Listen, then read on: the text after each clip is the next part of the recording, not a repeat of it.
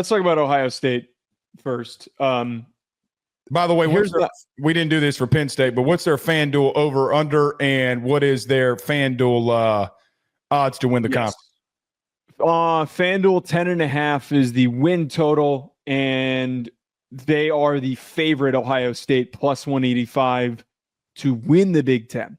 Okay. Here's my thing, Blake, with this Ohio State team. I think that they're going to finish 10-2, considering the fact that they finished 10-2 last year with a way better roster.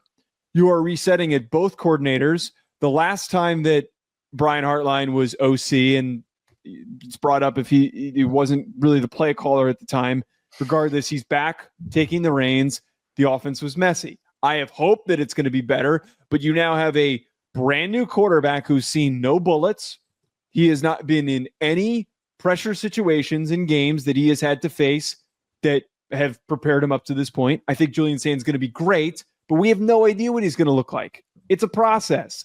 Their whole defense, though, for me, Blake, is where it's less of a worry, but at least a question mark. I don't think they're going to be cooked on defense. I don't think that they're going to be in a ton of trouble because they're at least well recruited. And Sonny Styles is a freak athlete. Caleb Downs is a freak athlete. Igbinosun is a great corner.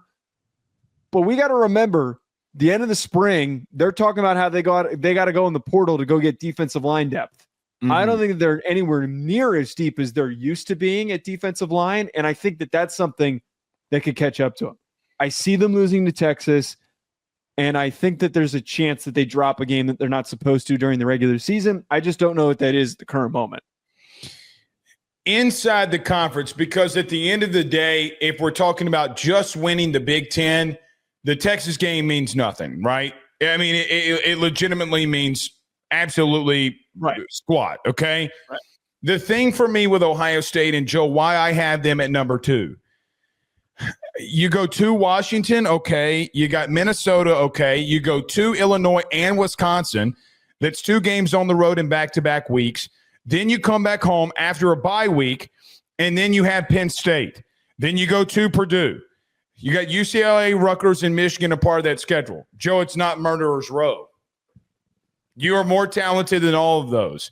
And God forbid you lose to Penn State, okay?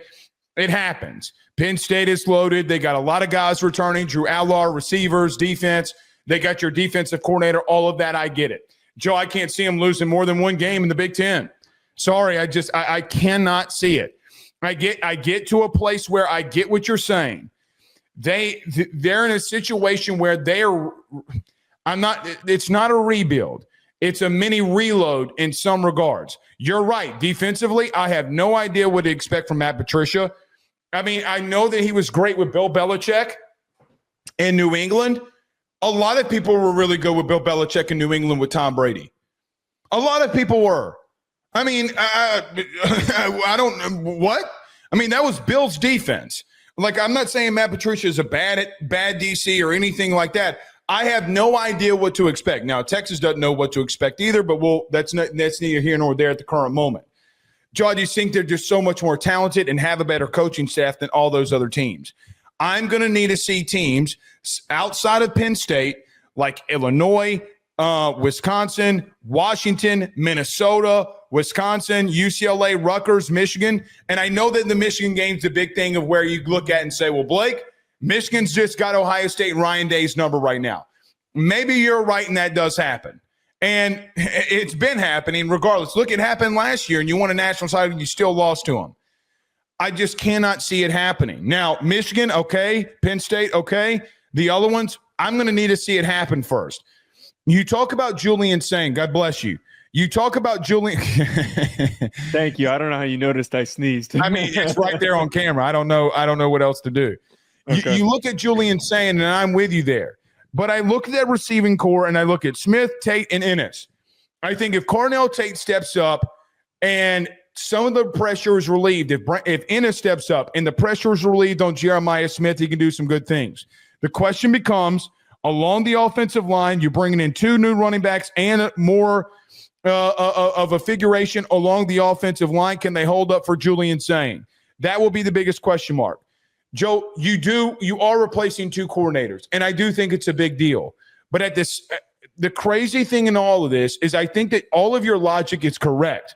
The problem is Oregon's not on that schedule. The team that has just as much talent, if not more talent, this year than them is Penn State and Texas. And one of them, this isn't even a part of the Big Ten. So, again, I'm going to need to see a lot of these other teams beat them before I say they're outside of my top two at the current moment.